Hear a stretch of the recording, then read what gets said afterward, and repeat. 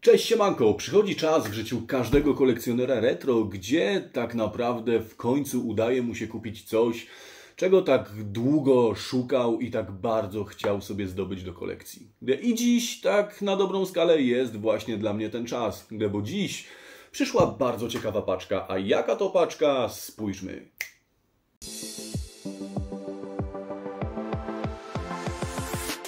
Siemaneczko, z tej strony Retro Gaming Laptop, a dziś rozpakujemy sobie kolejną paczkę retro. Jak widzicie, moja Sunia niesie kapeć do posłania, ma taki fetysz, a my rozpakujemy sobie to pudło. Co się znajduje w tym pudle? Zaraz zobaczymy. Nie są to tym razem żadne płyty, żadne gry. Tym razem ma to być laptop. A czy faktycznie wszystko tutaj jest tak jak ma być? Zaraz sobie sprawdzimy. Laptop o tyle ciekawy, że jeszcze takiego tworu u siebie w kolekcji nie mam.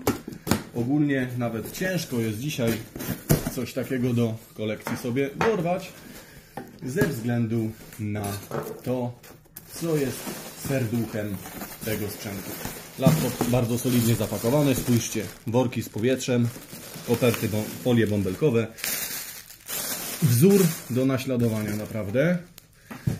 Sam sprzęt zakupiony z forum od jednego forumowicza z Facebooka. Zaraz sobie zobaczymy, co to tutaj mamy. A jest to Toshiba. Jest to Toshiba, która ma tutaj, nie wiem czy w transporcie, czy już wcześniej, lekko nadpękniętą obudowę. Myślę, że to nie jest problem, gdy z tym sobie poradzimy. Tutaj też jest pęknięta i tutaj jest pęknięta. Także wydaje mi się, że tutaj problem powstał podczas transportu i niestety, ale ta obudowa się połamała. Jest to przykre, bo kurczę, nie o taką Polskę walczyliśmy. No ale dzisiaj spotkałem kuriera Impostu, mówi, że ma do dostarczenia na region 100 000 paczek. Przy takim nakładzie wszystko się może zdarzyć. Mam nadzieję osobiście, że mamy tutaj sprawną matrycę, a co do reszty i płytę główną oczywiście, a co do reszty tutaj sobie zaraz sprawdzimy. Dlaczego ten laptop jest taki nietypowy? Już Wam mówię, ten laptop jest nietypowy, ponieważ gdyż posiada procesor AMD. Ja nie mam w swojej kolekcji zbyt wiele sprzętu z rodziny AMD. Zasadniczo to jest mój pierwszy i myślę, że fajnie będzie coś takiego w kolekcji posiadać. No jest to troszkę tutaj rozbite, ale myślę, że sobie z tym wszystkim jakoś pomalutku w domowym zaciszu poradzę. Chociaż kurczę, no dostał niefortunnie tutaj sporego strzała. No i niestety jest to takie, jakie jest. Jestem przekonany, że to jest kwestia transportu, a nie złej woli sprzedającego. Myślę, że jedyne co, no to tutaj pewnie temat był taki, jaki jest. Ktoś tutaj próbował sobie poradzić z głośnością wentylatora, bo z tego co rozmawiałem z poprzednim właścicielem, problemem tego laptopa, według niego przynajmniej, jest głośny wentylator. Zasilana jest zasilaczem 19V. Z racji tego, że to Toshiba, jest to dość nietypowe, ze względu na to, że Toshiby zwykle, zwłaszcza z tamtego okresu, były zasilane napięciem 15V. Ale prawdopodobnie jest to spowodowane tym, co ma w środku, a mianowicie jej sercem. Zaraz sobie dobiorę odpowiedni zasilacz i sprawdzimy, czy ten maluch działa. No i nic, odpowiedni zasilacz już dobrany i sprawdźmy, czy laptop wykonuje jakieś oznaki życia. O! Dobra.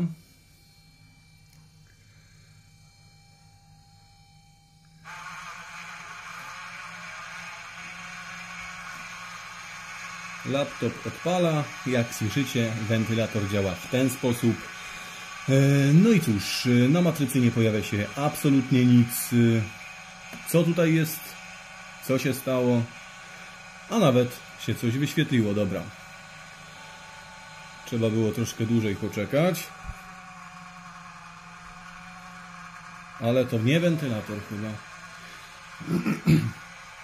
Z rzeczy ciekawych, co Wam tutaj pokażę, mimo tego hałasu, to fakt tego, dlaczego zdecydowałem się na zakup tego laptopa. Ten laptop ma procesor AMD K6 II, 475 MHz. K6 to bardzo fajne procki. Więc myślę, że jeżeli uda się go naprawić, to będzie całkiem przyzwoita retro maszyna, zwłaszcza że ten model posiada w swoich podzespołach kartę ATI Rage LT 4 MB. Więc cóż, na ten moment, z racji tego, że jest to odcinek bardziej unboxingowy, myślę, że sobie skończymy, a wrócimy do tematu w momencie, jak uda się bądź nie uda się go ogarnąć. Prędzej czy później na pewno się uda, natomiast ile mi to zajmie, tego nie wie nikt, nawet ja. No i co, jak sami widzieliście, szału nie ma, ale z drugiej strony nie takie strupy się tutaj na kanale ogarniało, nie? No a tak szczerze powiedziawszy, laptop, który spełnia wszystkie 3 warunki laptopa na AMD K6 w kolekcji, to jest w sumie całkiem niezła perełka. No bo co? Mamy tutaj procesor AMD K6, co już jest fajne, biorąc pod uwagę, że to laptop. 2. Mamy tutaj normalną kartę graficzną, bo nie czarujmy się, większość tych laptopów była sprzedawana z kartami S3, które z kolei miały problem ze skalowaniem obrazu i przy niższych rozdzielczościach musieliśmy grać w małym oknie. No i 3. Przede wszystkim i najważniejsze, mamy w tym laptopie aktywną matrycę TFT. Większość laptopów na AMD K6 była sprzedawana z matrycą pasywną DSTN, dzięki czemu obraz był naprawdę tragiczny i szczerze powiedziawszy nie czułbym żadnej przyjemności z korzystania z takiego laptopa w dzisiejszych czasach. Więc mając spełnione te 3 warunki, nie pozostaje mi nic innego jak dołożyć wszelkich starań, żeby ten laptop mógł znów działać poprawnie i wyglądać przy tym jak nowy.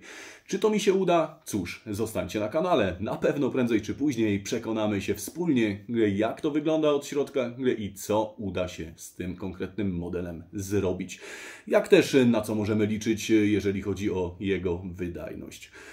Na ten moment myślę, że to będzie tyle. Jeżeli filmik się podobał, zostawcie łapkę w górę. Jeżeli filmik się nie podobał, cóż, zostawcie łapkę w dół. Natomiast jeżeli uważacie, że ten content do Was trafia i chcecie więcej tego typu filmów, śmiało możecie rozważyć pozostanie na kanale, ponieważ kanał się cały czas rozwija i dochodzą cały czas nowe retro sprzęty, jak też i treści. Z mojej strony na ten moment tyle. Dzięki, cześć!